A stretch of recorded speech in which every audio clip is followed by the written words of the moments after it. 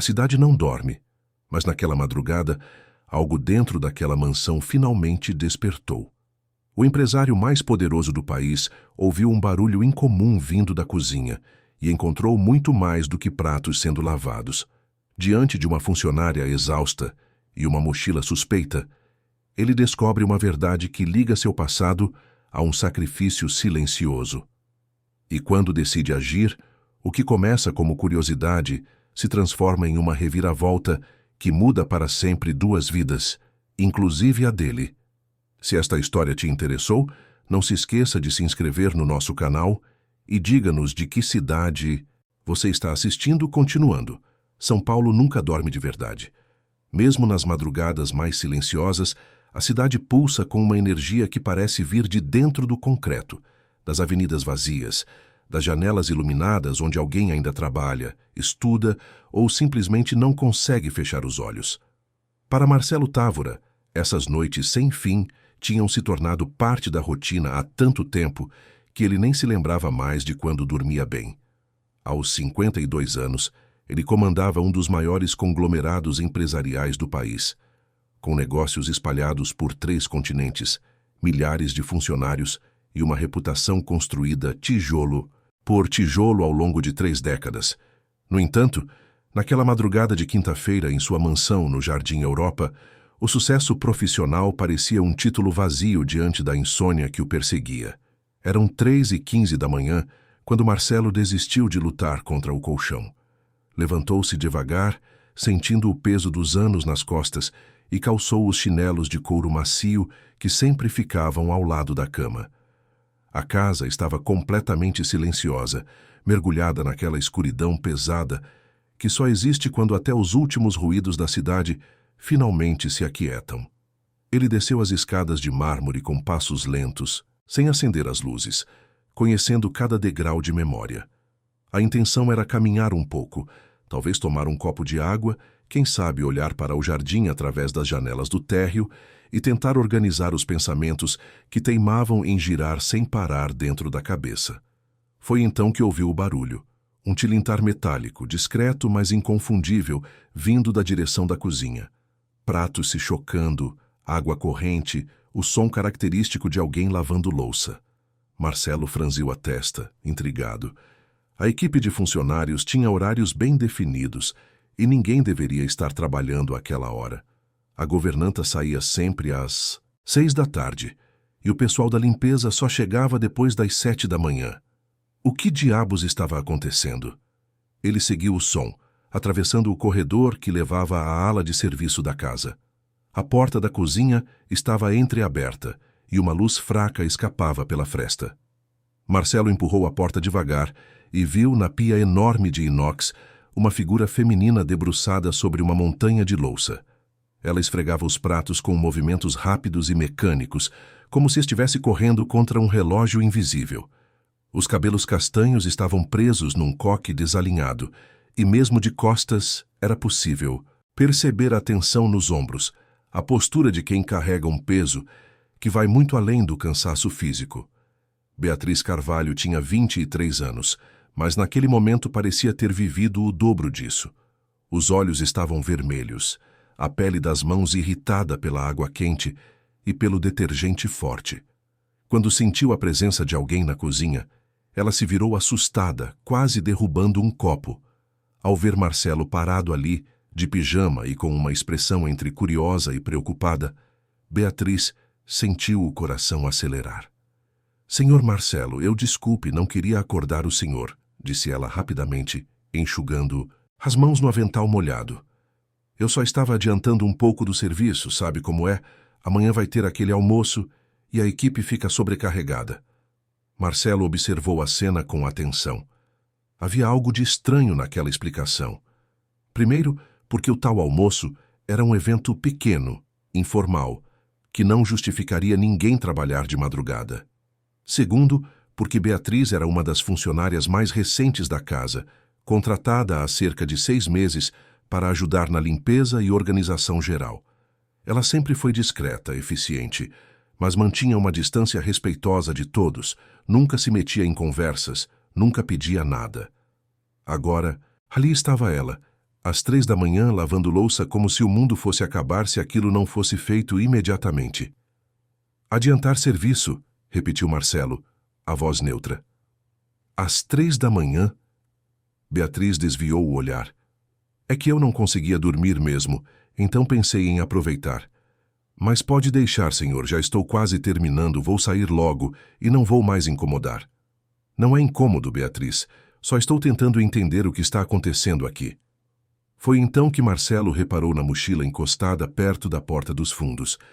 Era uma mochila velha, desgastada, com um chaveiro pendurado no zíper. Ele não conseguiu ver direito de longe, mas havia algo escrito no chaveiro. Pareciam as iniciais de uma universidade. Marcelo sentiu um incômodo crescente, aquela sensação de que estava diante de algo importante, mas ainda não conseguia juntar todas as peças. Beatriz percebeu o olhar dele e se apressou em pegar a mochila, colocando-a nas costas como se quisesse escondê-la. Tudo bem então, senhor. Boa noite, ou melhor, bom dia. Ela passou por ele rapidamente, evitando o contato visual, e saiu da cozinha com passos apressados. Marcelo ficou ali parado por alguns minutos, olhando para a pia ainda cheia de espuma, para as luzes acesas, para o silêncio que voltou a tomar conta da casa. Ele não era uma pessoa de ignorar detalhes. Não tinha chegado onde estava deixando passar sinais, ignorando comportamentos fora do padrão. E tudo naquela situação gritava que algo estava profundamente errado.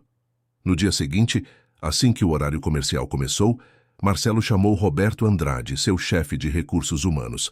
Roberto era um homem competente, discreto, que trabalhava com ele há mais de 15 anos. Eles se reuniram no escritório da mansão, uma sala ampla com estantes de livros e uma mesa de mogno que tinha pertencido ao pai de Marcelo. Roberto, preciso que você levante algumas informações sobre uma funcionária, disse Marcelo, entregando uma folha com o nome completo de Beatriz. Quero saber tudo. Histórico profissional, familiar, onde ela morava antes de trabalhar aqui, se tem registro acadêmico, qualquer coisa relevante. Roberto pegou o papel, leu o nome e fez que sim com a cabeça. Algum problema com ela, Marcelo? Não sei ainda. Só preciso entender melhor a situação. E Roberto? Quero isso hoje ainda. Entendido. Às 5 da tarde, Roberto voltou com uma pasta. O semblante dele estava sério, quase preocupado. Ele colocou os documentos sobre a mesa e começou a explicar enquanto Marcelo folheava as páginas. Marcelo, a situação da Beatriz é mais complexa do que eu imaginava.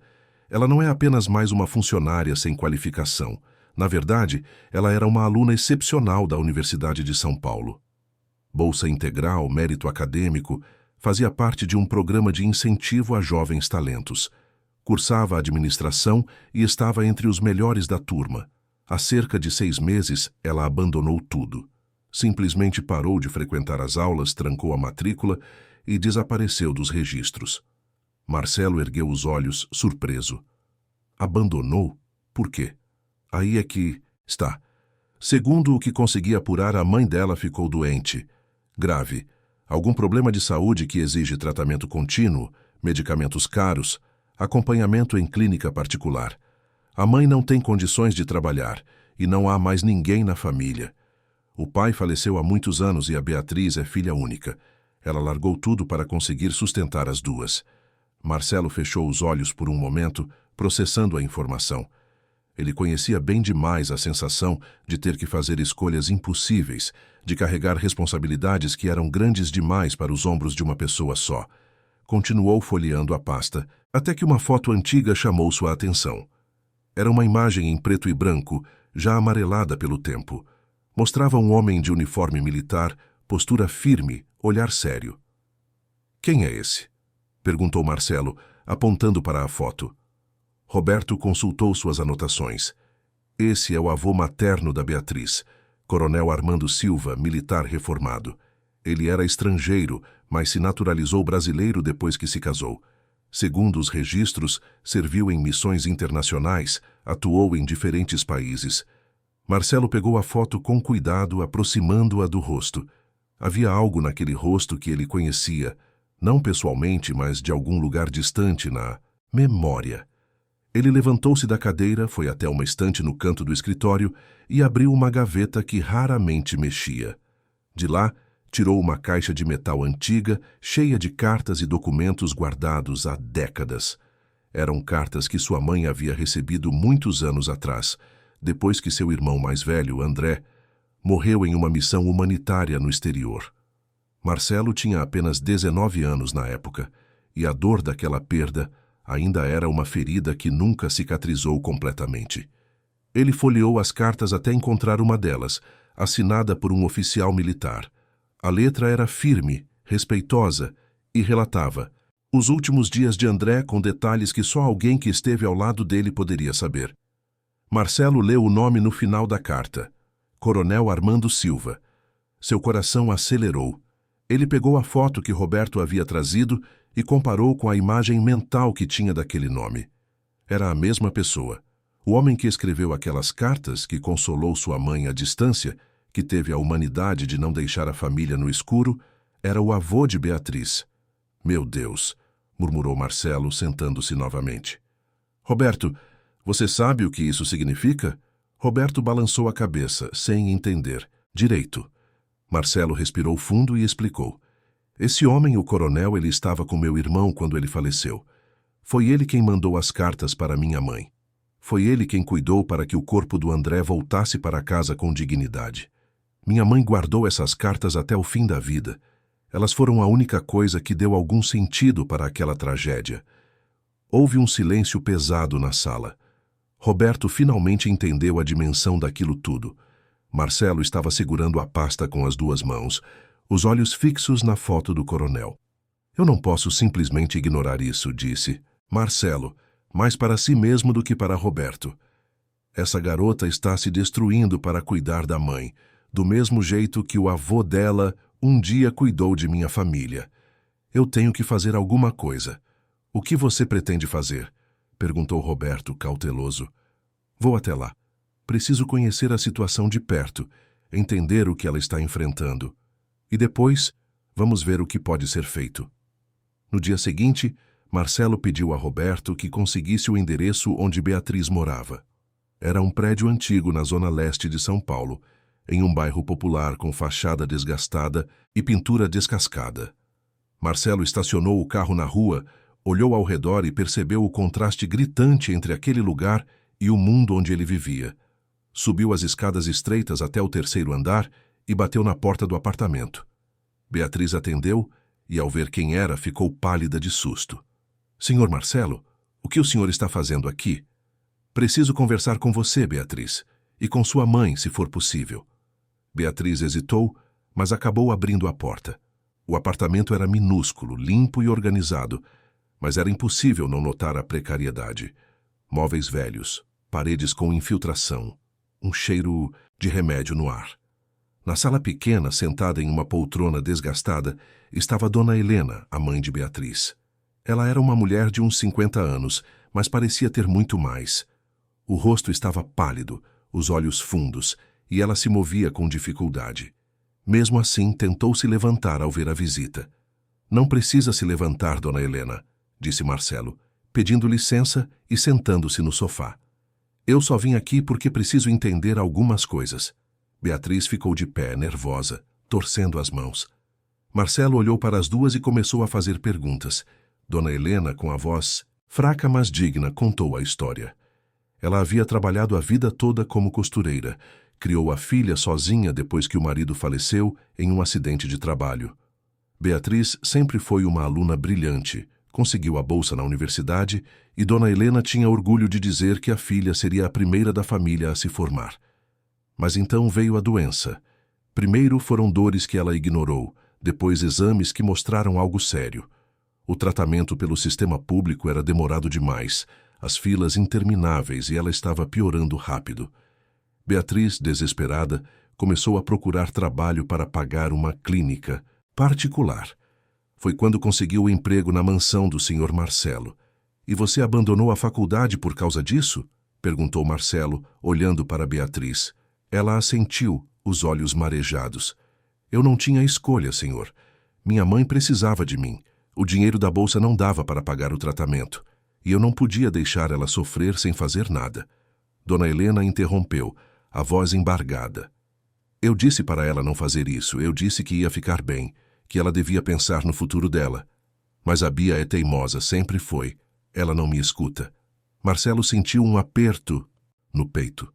Ele via naquelas duas mulheres um reflexo de algo que ele conhecia bem.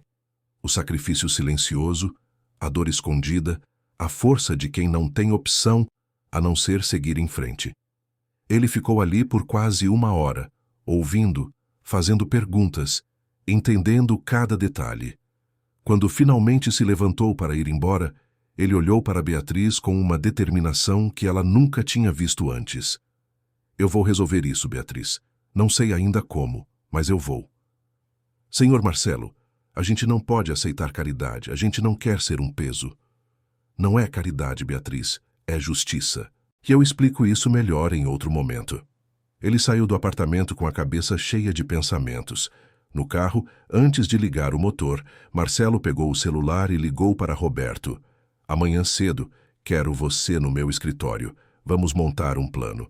Vamos cuidar do tratamento da mãe da Beatriz, vamos resolver a situação financeira dela e vamos fazer o que for preciso para que ela volte a estudar. Marcelo, você tem certeza disso? Tenho, Roberto. Mais certeza do que de qualquer negócio que já fechei na vida. Ao desligar, Marcelo olhou pela janela do carro para o prédio onde Beatriz morava. Ele não sabia ainda todos os detalhes de como aquilo ia funcionar, mas uma coisa estava clara na mente dele. Pela primeira vez em muito tempo, ele tinha uma chance real de fazer a diferença na vida de alguém. E dessa vez, ele não ia deixar passar. Nos dias seguintes, Marcelo Távora se moveu com uma determinação que até ele mesmo não esperava sentir. Era como se, depois de anos navegando no piloto automático, comandando reuniões, assinando contratos e tomando decisões que movimentavam milhões, ele tivesse finalmente encontrado algo que realmente importava. Algo que mexia com uma parte dele que estava adormecida há muito tempo. Roberto Andrade montou um relatório completo sobre a situação de Beatriz e Dona Helena, e o que ele descobriu foi ainda mais grave do que Marcelo imaginava. A clínica onde Dona Helena estava na lista de espera cobrava valores absurdos, mas mesmo assim não garantia atendimento imediato. Beatriz vinha pagando uma taxa mensal só para manter a mãe na fila, sem saber ao certo quando conseguiria de fato o tratamento. Além disso, os medicamentos que Dona Helena precisava consumiam quase todo o salário da filha. O aluguel do apartamento estava atrasado há 3 meses e o proprietário já tinha ameaçado despejo. Para piorar, Roberto descobriu algo que deixou Marcelo indignado. Beatriz vinha trabalhando horas extras na mansão, muitas vezes chegando antes do expediente e saindo depois, mas nunca aceitou receber pagamento adicional por isso. Nos documentos internos, havia registros onde ela assinava termos abrindo mão das horas extras, classificando aquele esforço como trabalho voluntário. Um supervisor que Marcelo nem conhecia direito tinha aprovado aquilo sem questionar, aceitando de bom grado a mão de obra gratuita. Isso é um absurdo, Roberto, disse Marcelo, batendo com a mão na mesa. Como é que alguém na minha empresa deixou isso acontecer? Como é que ninguém percebeu que tem uma funcionária se matando de trabalhar e não aceitando o pagamento que é direito dela? Roberto suspirou. Marcelo, a empresa é grande, tem muita gente, muitos setores. Às vezes essas coisas passam despercebidas, principalmente quando a própria pessoa não reclama. A Beatriz sempre foi discreta, nunca pediu nada, nunca reclamou de nada. Para os supervisores, ela era só mais uma funcionária eficiente. Pois agora não vai ser mais assim. Quero que você convoque esse supervisor para uma reunião. Eu quero explicações. E quero também que você verifique se tem mais alguém nessa situação. Se tem, resolve. Ninguém na minha empresa vai trabalhar de graça, principalmente não porque está desesperado. Marcelo também pediu para Roberto entrar em contato com a clínica onde Dona Helena estava aguardando atendimento. Ele queria que o tratamento começasse imediatamente e estava disposto a cobrir todos os custos. A clínica, ao saber quem estava fazendo a solicitação, abriu espaço na agenda sem demora. Afinal, O nome Marcelo Távora abria portas em qualquer lugar de São Paulo. Mas Marcelo fez questão de deixar claro: ele não queria que Beatriz soubesse de onde estava vindo o dinheiro. Pelo menos não ainda. Ele sabia que ela tinha orgulho, que não aceitaria facilmente, e ele precisava encontrar o jeito certo de conversar com ela sobre isso. Enquanto isso, Beatriz continuava sua rotina exaustiva. Além do trabalho na mansão, ela havia conseguido um segundo emprego em um café noturno na região da Avenida Paulista. Era um lugar pequeno, meio escondido em uma galeria, que funcionava até altas horas atendendo o público boêmio da região. Beatriz entrava às 10 da noite e saía às 4 da manhã e depois pegava um ônibus lotado até a mansão no Jardim Europa para começar o turno da manhã. Ela dormia, quando muito, 3 horas por dia. Os olhos fundos, as olheiras profundas e a pele pálida denunciavam o estado em que ela se encontrava. Mas ela não reclamava. Não pedia ajuda. Apenas seguia, dia após dia, como se aquele fosse o único caminho possível. Foi Roberto quem descobriu sobre o segundo emprego. Ele estava revisando os documentos de Beatriz quando notou que o endereço de entrega de um contra-cheque antigo era diferente do apartamento onde ela morava. Curioso, ele investigou e descobriu que era o endereço do café. Roberto foi até lá uma noite, disfarçado, e viu Beatriz trabalhando. Ela atendia mesas, limpava balcões, lavava copos, tudo com a mesma dedicação mecânica de quem está no limite das forças, mas não pode parar. O gerente do lugar, um homem baixo e mal encarado, tratava os funcionários com rispidez, gritando ordens e reclamando de qualquer erro. Roberto viu quando ele chamou a atenção de Beatriz na frente de todos, porque ela tinha demorado 1 minuto a mais para trazer um pedido. Ela abaixou a cabeça, pediu desculpas e voltou ao trabalho. Roberto ligou para Marcelo assim que saiu do café. Marcelo, você precisa ver. Isso. A situação é pior do que a gente pensava. Ela está trabalhando em 2 lugares, praticamente sem dormir. E o cara que comanda o café é um explorador. Trata os funcionários como lixo. Marcelo sentiu a raiva subir. Onde fica esse café? Na Paulista. Mas, Marcelo, você não vai fazer nada precipitado, vai? Vou sim. Amanhã à noite vou até lá. E você vai comigo. Na noite seguinte, Marcelo e Roberto estacionaram em frente à galeria onde ficava o café. Eram quase 2 da manhã e o movimento estava fraco. Eles entraram e se sentaram em uma mesa no canto. Beatriz estava atrás do balcão, organizando xícaras. Quando viu Marcelo, ela congelou. O rosto ficou branco e ela olhou ao redor, desesperada, como se quisesse encontrar uma saída. O gerente percebeu a tensão e se aproximou. Algum problema aqui? Perguntou ele, olhando desconfiado para Marcelo. Nenhum problema, respondeu Marcelo, sem tirar os olhos de Beatriz. Só vim buscar minha funcionária. Ela está saindo agora. Como assim saindo? Ela ainda tem 2 horas de turno. Se ela sair antes, está demitida. Marcelo se levantou devagar e a presença dele encheu o ambiente. Ele era alto, tinha ombros largos e uma postura que impunha respeito sem precisar de palavras. Olhou para o gerente com uma frieza que fez o homem dar um passo para trás. Ela não vai terminar o turno e não vai voltar aqui nunca mais. Pode considerar que ela pediu demissão agora. O gerente tentou se impor. Olha aqui, não sei quem você pensa que é, mas aqui quem manda sou eu. A garota tem um contrato, ela não pode simplesmente sair assim. Roberto se levantou também e tirou um cartão de visita do bolso, entregando ao gerente. O homem leu, e a expressão mudou imediatamente. O cartão tinha o nome da empresa de Marcelo, e qualquer um em São Paulo reconhecia aquela marca. Se você tentar criar qualquer problema para essa moça, vai ter que lidar comigo e com um exército de advogados. Está claro? O gerente engoliu seco e acenou que sim. Beatriz, ainda parada atrás do balcão, estava tremendo. Ela tirou o avental, pegou a mochila e caminhou até Marcelo, os olhos cheios de lágrimas contidas. Senhor Marcelo, eu preciso desse emprego. Eu preciso do dinheiro. Não precisa mais, Beatriz. Vamos conversar no carro. Eles saíram do café e entraram no carro de Marcelo. Beatriz sentou no banco de trás, abraçando a mochila, e começou a chorar baixinho. Marcelo, do banco da frente, esperou alguns minutos antes de falar. Roberto ficou em silêncio, respeitando aquele momento. Beatriz, eu sei de tudo. Sei que você abandonou a faculdade. Sei que sua mãe está doente. Sei que você está trabalhando em 2 lugares, sem dormir, se matando para conseguir pagar as contas. E sei também que você tem medo de aceitar ajuda porque acha que vai virar um fardo. Mas eu preciso que você me escute agora. Ele se virou para olhar para ela. Beatriz enxugou as lágrimas com as costas da mão, tentando se recompor. O avô da sua mãe, o coronel Armando Silva, foi um homem muito importante para a minha família.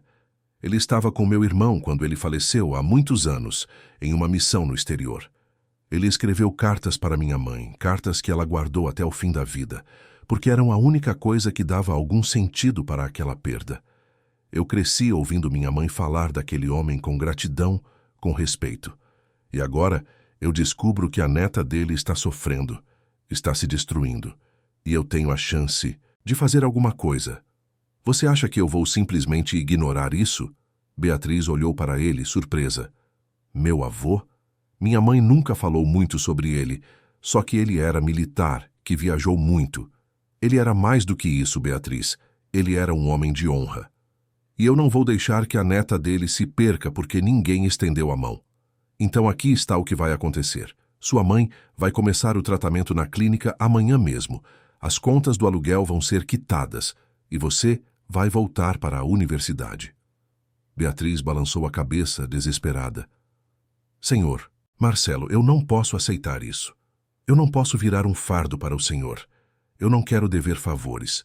Eu não quero que as pessoas pensem que eu estou me aproveitando.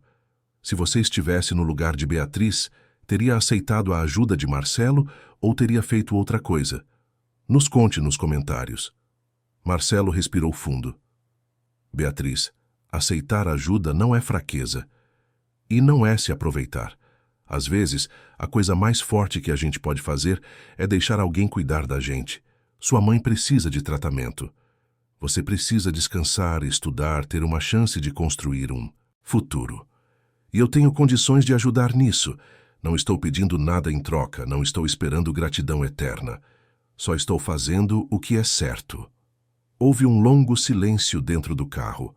Roberto, que estava dirigindo, não disse nada, mas olhava pelo retrovisor, vendo a expressão de Beatriz mudar aos poucos. A resistência ainda estava lá, mas agora havia também um lampejo de esperança, um brilho nos olhos que ela não tinha há meses. Eu não sei o que dizer, senhor, sussurrou Beatriz. Não precisa dizer nada agora, só precisa confiar. Amanhã de manhã eu vou mandar alguém buscar sua mãe para levar na clínica. Você vai junto.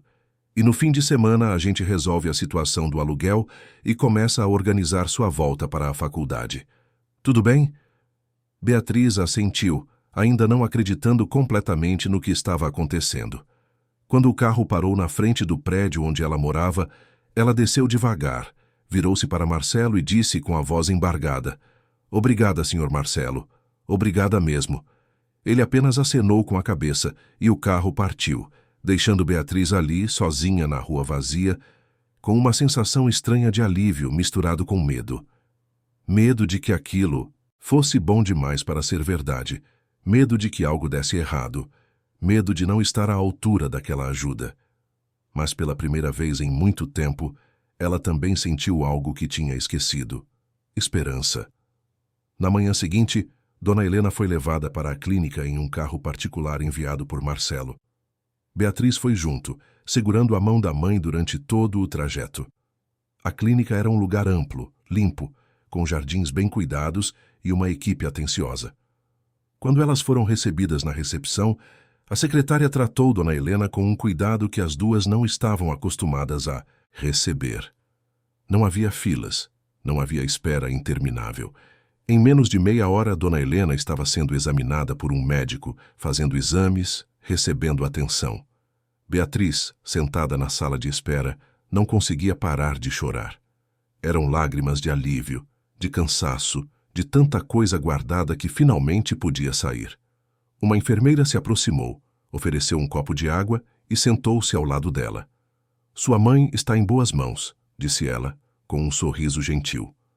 O Dr. Mendes é um dos melhores da área. Ela vai melhorar, pode acreditar. Beatriz agradeceu, enxugou o rosto e tentou se recompor. Horas depois, quando o médico finalmente saiu para conversar com elas, ele explicou que Dona Helena precisaria de um tratamento longo, com medicamentos específicos e acompanhamento regular, mas que havia chances reais de recuperação. Ouvir aquilo foi como receber uma segunda chance de vida. Dona Helena, ainda fraca, mas com os olhos brilhando, segurou a mão da filha e disse: "A gente vai ficar bem, minha filha. Pela primeira vez em muito tempo, eu acredito que a gente vai ficar bem." Naquela noite, de volta ao apartamento, Beatriz ligou para Marcelo. Ela não tinha o número pessoal dele. Então, ligou para a empresa e pediu para ser transferida. Quando finalmente conseguiu falar com ele, sua voz estava embargada. "Senhor Marcelo, eu não sei como agradecer. Minha mãe está bem. Os médicos disseram que tem tratamento, que ela vai melhorar. Eu nunca vou esquecer o que o senhor fez por nós." Marcelo, do outro lado da linha, sentiu um calor no peito que não sentia há muito tempo. "Fico feliz, Beatriz. Muito feliz mesmo. E lembre-se, isso é só o começo. Semana que vem, a gente começa a resolver o resto." Nos dias seguintes, Marcelo cumpriu cada promessa. O aluguel atrasado foi quitado e o proprietário do apartamento, que antes ameaçava despejo, de repente se tornou extremamente solícito. Marcelo também entrou em contato com a Universidade de São Paulo, explicando a situação de Beatriz e pedindo uma oportunidade para que ela voltasse a estudar. A universidade, que tinha registros do excelente desempenho dela, aceitou reabrir a matrícula desde que Beatriz cumprisse alguns trâmites formais e fizesse provas de nivelamento. Marcelo se ofereceu para cobrir qualquer custo relacionado aos estudos, mas deixou claro que Beatriz deveria manter seu emprego na empresa, em uma posição mais leve, com horário reduzido, para que ela tivesse tempo de estudar e cuidar da mãe. Beatriz, ainda insegura, aceitou tudo com uma mistura de gratidão e medo. Ela tinha medo de não conseguir acompanhar as aulas depois de tanto tempo parada, medo de decepcionar Marcelo, medo de que tudo aquilo desmoronasse de repente. Mas ela também sabia que não podia desperdiçar aquela chance. Pela primeira vez em muito tempo, ela tinha uma oportunidade real de reconstruir a vida, e ela não ia deixar passar. As semanas seguintes trouxeram mudanças que Beatriz jamais imaginou possíveis. Dona Helena estava respondendo bem ao tratamento na clínica, ganhando cor no rosto, recuperando forças e voltando a sorrir de um jeito que a filha não via há meses. As consultas eram regulares, os médicos atentos e, pela primeira vez em muito tempo, havia um horizonte de esperança real se desenhando para as duas. Beatriz acompanhava cada sessão, cada exame, cada conversa com os médicos, e sentia como se estivesse vendo a mãe ressuscitar aos poucos. O peso que ela carregava nos ombros começou a diminuir, e ela conseguia respirar de um jeito diferente, mais leve, menos sufocante. Marcelo manteve a palavra em cada detalhe. Beatriz foi realocada dentro da empresa, saindo da equipe de limpeza e passando para uma função administrativa leve, com horário reduzido e salário mantido. Ela trabalhava das 9 da manhã até as 2 da tarde, o que lhe dava tempo de ir à universidade no período noturno e ainda visitar a mãe na clínica sempre que necessário. A princípio, alguns funcionários estranharam a mudança, cochicharam pelos corredores, especularam sobre favoritismo, mas Roberto Andrade, com a autoridade de quem conhecia toda a história, deixou claro em uma reunião com os supervisores que aquela decisão vinha diretamente de Marcelo Távora e que não estava aberta a discussões. Quem tivesse problema com isso poderia procurar outro emprego. Beatriz, porém, ainda carregava uma insegurança profunda. Ela se sentia em dívida, como se devesse algo impossível de pagar, e isso a deixava desconfortável. Por mais que Marcelo repetisse que não esperava nada em troca, ela não conseguia se livrar da sensação de que estava sendo um peso, de que estava tirando vantagem de uma situação que era, no fundo, resultado de uma tragédia do passado. Ela trabalhava com dedicação redobrada, sempre chegando cedo, sempre se oferecendo para ajudar em qualquer tarefa, sempre evitando qualquer erro. Tinha medo de decepcioná-lo, medo de que ele percebesse que tinha cometido um erro ao ajudá-la. Foi Roberto quem notou a tensão nela e decidiu conversar. Ele a chamou para uma reunião informal em sua sala, ofereceu um café e foi direto ao ponto. Beatriz, você está se matando de novo. De um jeito diferente, mas está. Você fica até mais tarde todos os dias, se oferece para fazer tudo. Não aceita a ajuda de ninguém. Por que você faz isso? Ela olhou para a xícara de café sem saber bem o que responder. Eu só quero mostrar que mereço estar aqui, sabe? Quero que as pessoas vejam que não... Estou aqui só porque o Sr. Marcelo teve pena de mim. Roberto suspirou. Beatriz, ninguém aqui tem pena de você. E você não precisa provar nada para ninguém.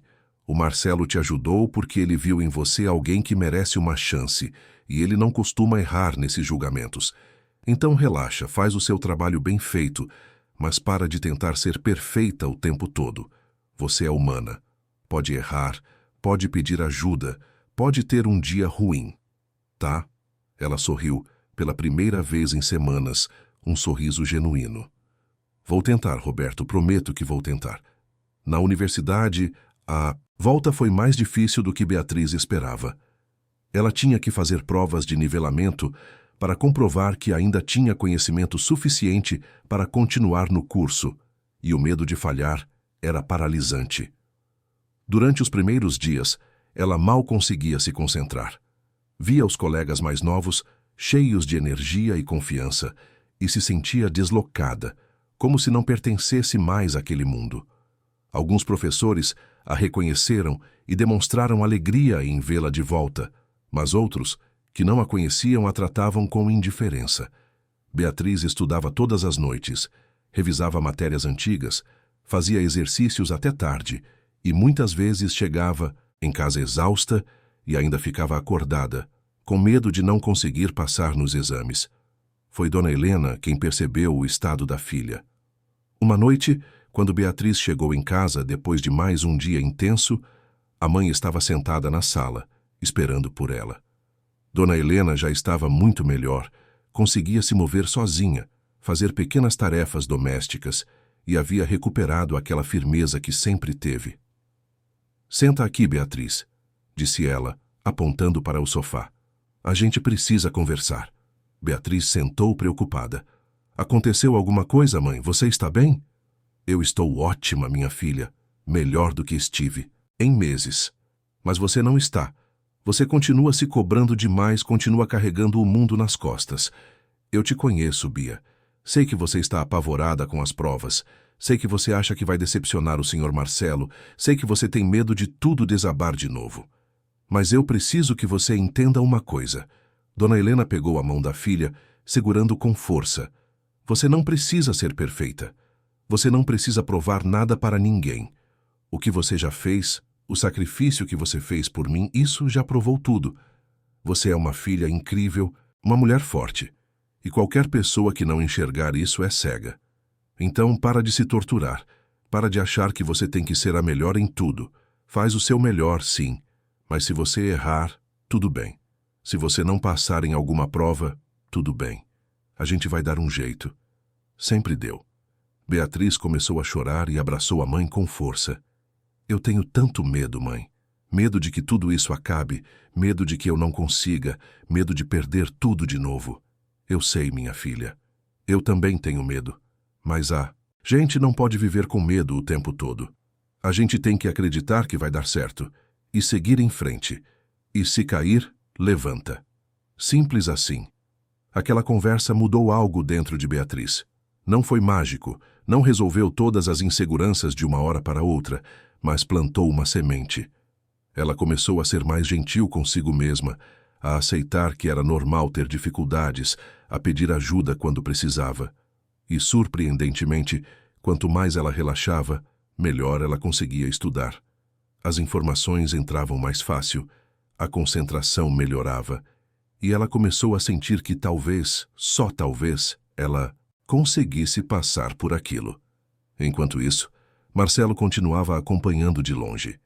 Ele não era de interferir diretamente, mas pedia relatórios regulares para Roberto sobre como Beatriz estava se adaptando. Roberto sempre trazia boas notícias, mas também alertava que ela ainda carregava muita tensão. Marcelo decidiu então fazer algo que não costumava fazer. Convidou Beatriz para um almoço, não na empresa, não em algum restaurante chique, mas em um lugar simples, uma lanchonete tradicional na Vila Madalena, daquelas que servem pão na chapa e café com leite em canecas grandes. Beatriz ficou surpresa com o convite, mas aceitou. Eles se encontraram em um sábado de manhã, e Marcelo estava vestido de modo casual, jeans e camisa simples, sem a formalidade que ela estava acostumada a ver nele. Sentaram-se em uma mesa perto da janela, e Marcelo pediu o tradicional pão com manteiga e café. "Eu queria conversar com você longe da empresa, longe de tudo", disse Marcelo, depois que o pedido chegou. "Queria que você me contasse como está se sentindo de verdade, sem medo de decepcionar ninguém, sem filtro." Beatriz mexeu no café pensativa. "Sinceramente, Sr. Marcelo, eu estou assustada. Estou feliz, muito feliz mesmo, com tudo que o Senhor fez por mim e pela minha mãe. Mas, ao mesmo tempo, eu tenho medo de não estar à altura disso tudo.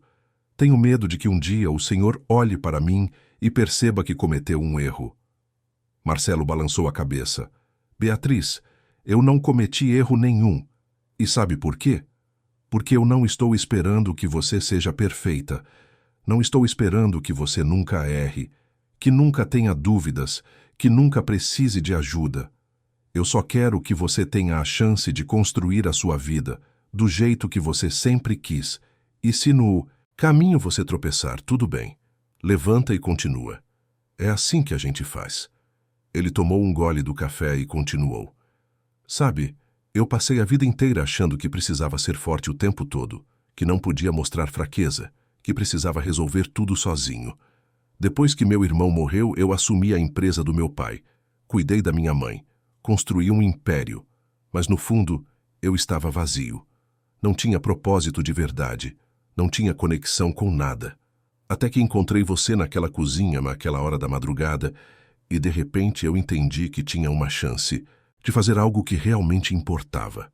Não era sobre negócios, não era sobre dinheiro, era sobre ser humano. E foi você quem me deu essa chance, Beatriz. Então, na verdade, sou eu quem está em dívida com você." Beatriz ficou em silêncio, processando aquelas palavras. Nunca tinha pensado daquela forma, nunca tinha imaginado que Marcelo também estava carregando suas próprias feridas. De repente, ele não era mais aquele empresário distante e poderoso. Era apenas um homem que, como ela, estava tentando encontrar um sentido na vida. "Obrigada por me dizer isso, Sr. Marcelo. Acho que eu precisava ouvir.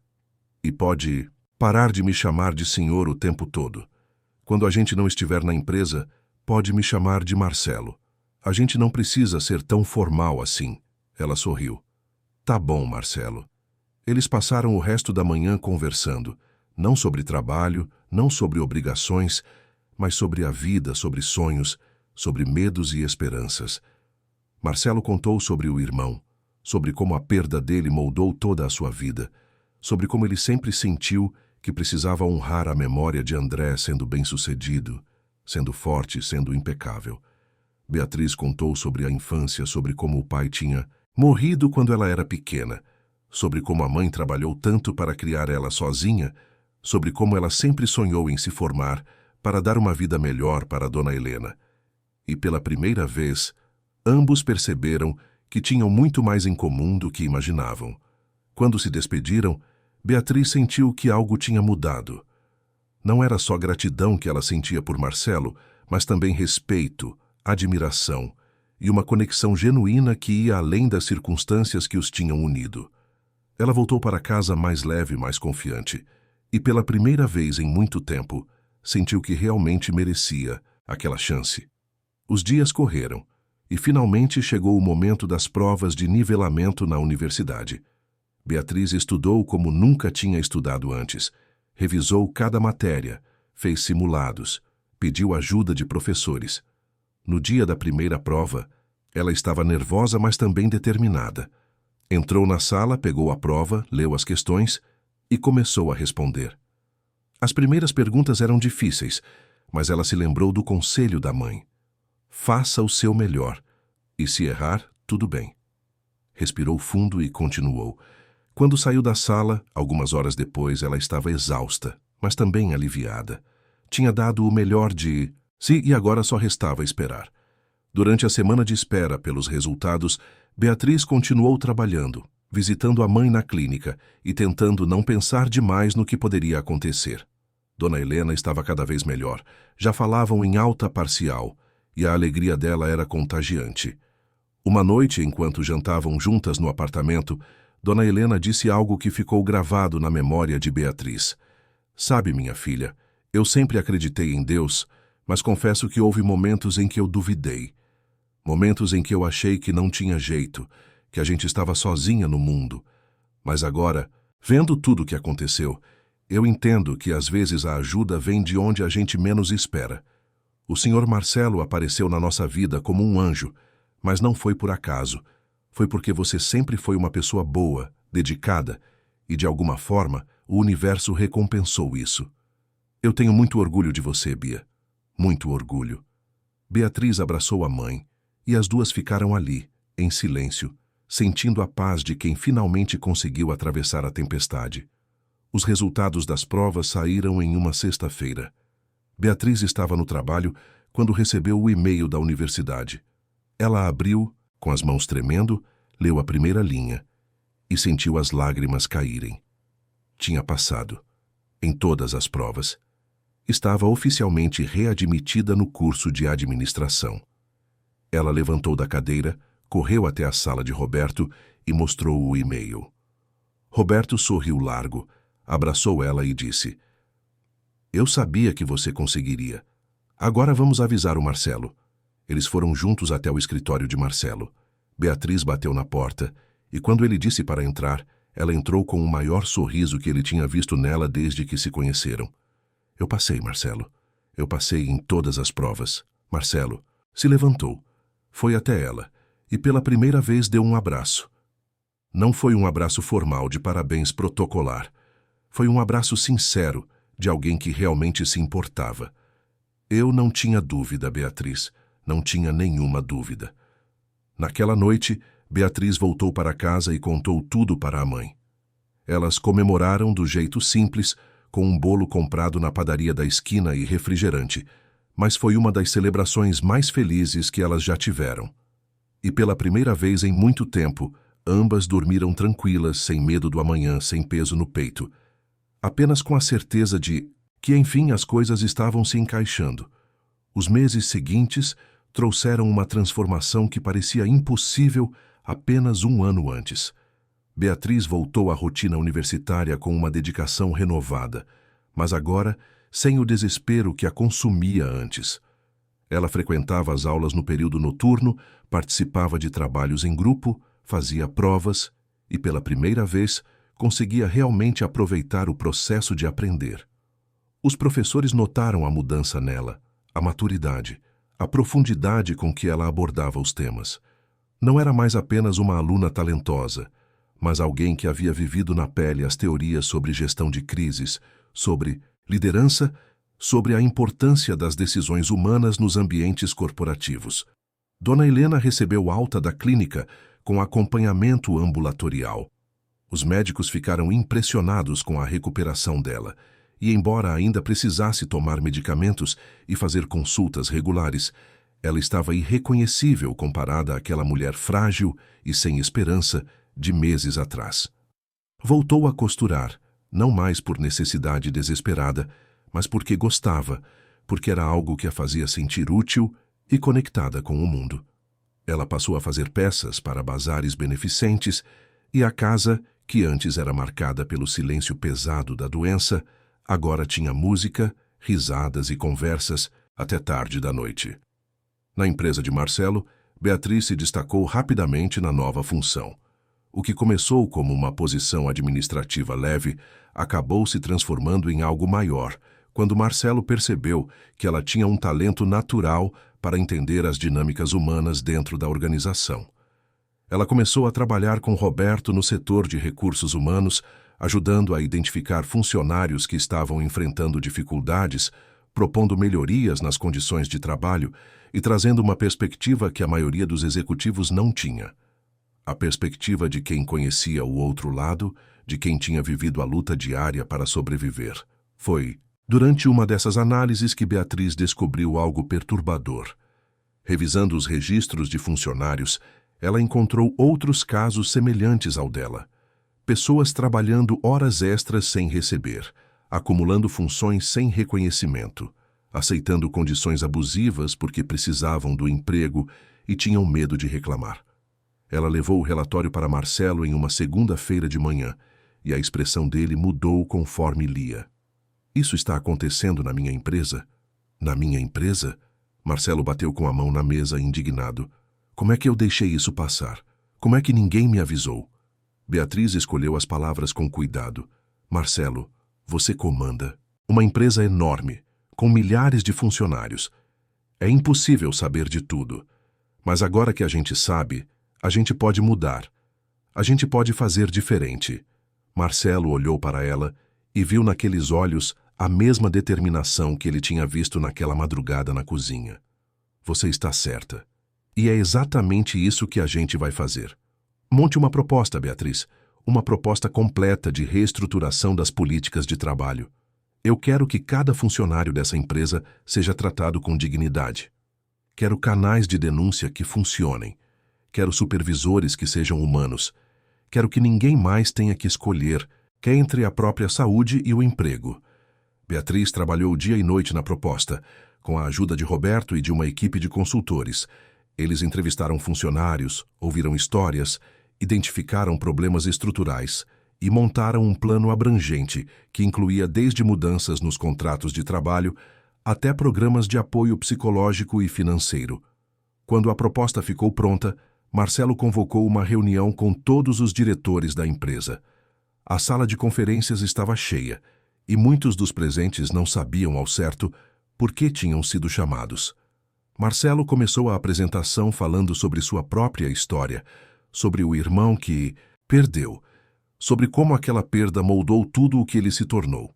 Ele falou sobre o coronel Armando Silva, sobre as cartas que trouxeram consolo à sua mãe e sobre como, décadas depois, ele teve a chance de retribuir aquela bondade ao ajudar a neta daquele homem. A sala estava em silêncio absoluto e alguns diretores pareciam desconfortáveis, sem saber onde aquilo ia dar. E foi nesse processo que eu descobri algo que me envergonha profundamente, continuou Marcelo. Descobri que na minha própria empresa, pessoas estavam sendo exploradas, estavam trabalhando sem receber o que era devido, estavam abrindo mão da própria dignidade, porque achavam que não tinham escolha. E eu não posso permitir que isso continue. Não depois de tudo que aprendi com essa história. Então, a partir de hoje, nós vamos implementar mudanças profundas na forma como tratamos nossos funcionários. Ele passou a palavra para Beatriz, que apresentou a proposta com uma clareza e uma paixão que impressionou a todos. Ela falou com conhecimento de causa, citou casos reais sem expor nomes e mostrou como pequenas mudanças podiam ter impactos enormes na vida das pessoas. Quando terminou, houve um momento de silêncio, e então alguns diretores começaram a fazer perguntas. Alguns eram céticos, achavam que aquilo ia custar caro demais, que ia prejudicar a produtividade. Mas Marcelo foi firme. Eu não estou pedindo opinião sobre se vamos fazer isso ou não. Eu estou dizendo que vamos fazer. E se alguém aqui acha que tratar pessoas com dignidade é caro demais, pode procurar emprego em outro lugar. Aqui, as coisas vão mudar. A proposta foi aprovada, e nos meses seguintes, a empresa passou por uma transformação cultural profunda. Funcionários que antes viviam com medo de falar, começaram a se sentir ouvidos. As condições de trabalho melhoraram, os salários foram ajustados, e criou-se um ambiente onde as pessoas sentiam que eram mais do que apenas números em uma planilha. A história de Beatriz, embora não tenha sido divulgada publicamente, correu pelos corredores e ela se tornou uma figura respeitada, alguém que representava a possibilidade de mudança real. Paralelamente, a relação entre Marcelo e Beatriz foi se transformando. Não era mais apenas gratidão de um lado e generosidade do outro. Era uma amizade genuína, construída com base em respeito mútuo, em conversas sinceras e na compreensão de que ambos tinham feridas que estavam, aos poucos, cicatrizando. Marcelo, que antes vivia numa solidão autoimportante, cercado de luxo, mas vazio por dentro, começou a se sentir conectado novamente. Beatriz, que antes carregava o mundo sozinha nos ombros, aprendeu que pedir e aceitar ajuda não era sinal de fraqueza, mas de coragem. Uma tarde, alguns meses depois, Marcelo convidou Beatriz e Dona Helena para jantar em sua casa. Não foi um jantar formal, com garçons e menu elaborado. Foi algo simples, preparado pela própria governanta com a ajuda delas, e a mesa foi montada na cozinha, aquela mesma cozinha onde tudo começou. Enquanto comiam, Dona Helena, que tinha um jeito simples, mas sábio de falar, olhou para Marcelo e disse: "Senhor Marcelo, eu não sei se já disse isso direito, mas obrigada. Obrigada por ter olhado para a minha filha naquela madrugada e ter visto mais do que uma funcionária. Obrigada por ter se importado. O senhor salvou a gente das duas." Marcelo balançou a cabeça com os olhos marejados. "Eu não salvei ninguém, Dona Helena. Eu só fiz o que era certo. E, na verdade, foi a Beatriz quem me salvou. Eu estava vivendo uma vida vazia, sem propósito de verdade. Foi ela quem me mostrou o que realmente importa." Beatriz segurou a mão da mãe com uma das mãos e a de Marcelo com a outra. "A gente se salvou mutuamente, então. E agora a gente segue em frente, juntos." O semestre na universidade terminou com Beatriz entre as melhores alunas da turma. Ela conseguiu equilibrar o trabalho, os estudos e o cuidado com a mãe de uma forma que parecia impossível antes, mas agora era natural. Alguns colegas da faculdade se aproximaram dela, curiosos sobre como ela conseguia dar conta de tudo, e Beatriz começou a compartilhar sua história, não com orgulho vaidoso, mas com a humildade de quem sabe que sobreviveu, porque teve ajuda no momento certo. Um desses colegas, um rapaz chamado Felipe, que também trabalhava enquanto estudava, se abriu sobre suas próprias dificuldades. Beatriz o ouviu com atenção e, inspirada no exemplo de Marcelo, decidiu ajudar.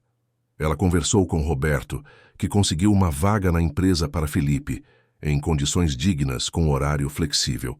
Quando Felipe soube, não conseguiu conter as lágrimas, e assim o ciclo continuava. Uma pessoa ajudando a outra, multiplicando a bondade que tinha recebido. Marcelo, ao saber do que Beatriz tinha feito, sorriu.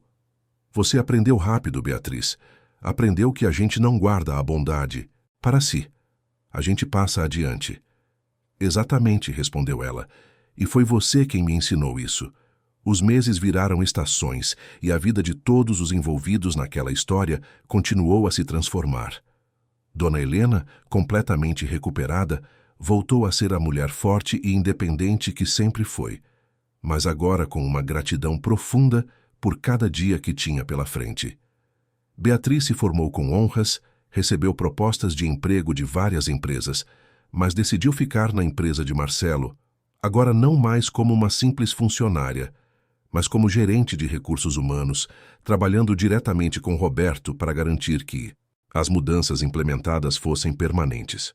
Marcelo, por sua vez, descobriu algo que tinha esquecido ao longo dos anos, que o verdadeiro sucesso não se mede em números bancários ou em impérios empresariais, mas na diferença que se faz na vida das pessoas.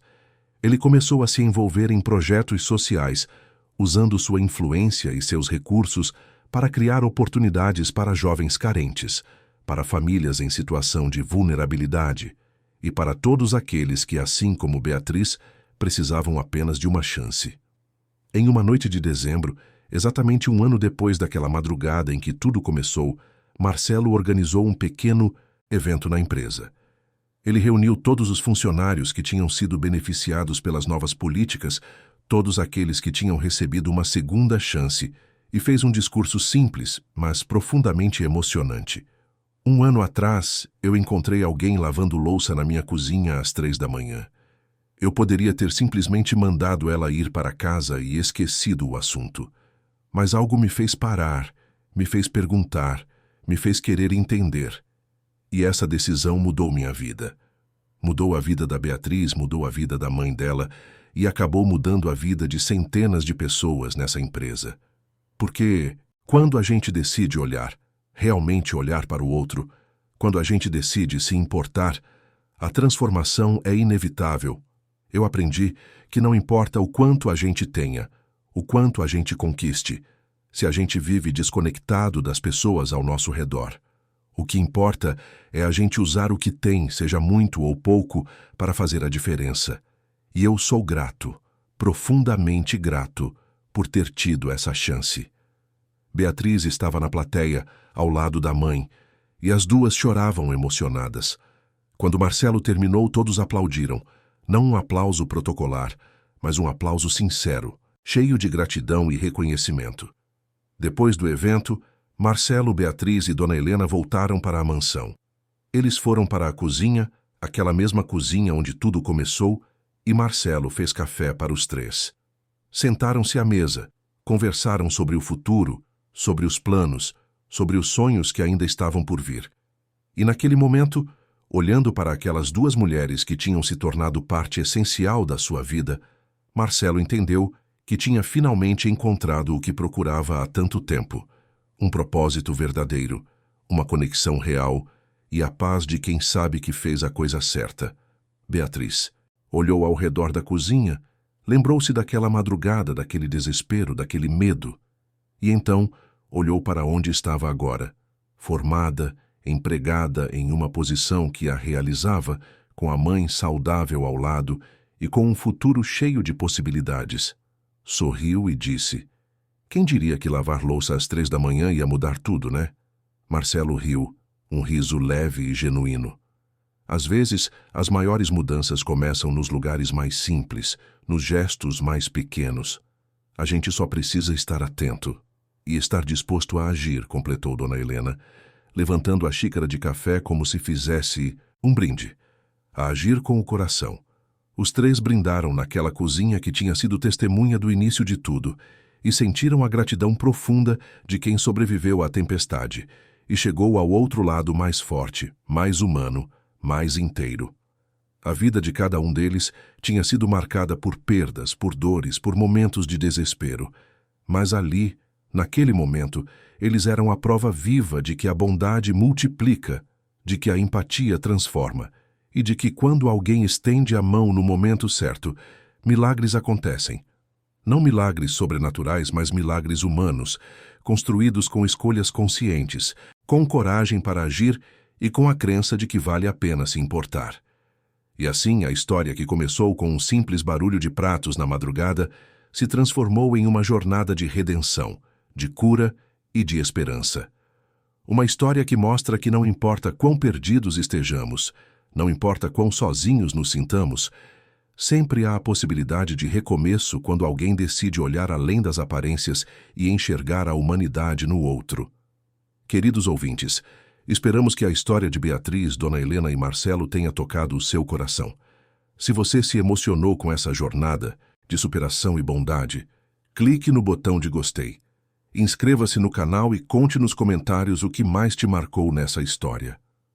Todos os dias trazemos histórias intensas como essa, que revelam o lado mais profundo da alma humana e nos lembram da importância de estender a mão para quem precisa. Te esperamos no próximo episódio, com mais uma história que vai mexer com suas emoções e fazer você acreditar que sempre há esperança, mesmo nos momentos mais difíceis.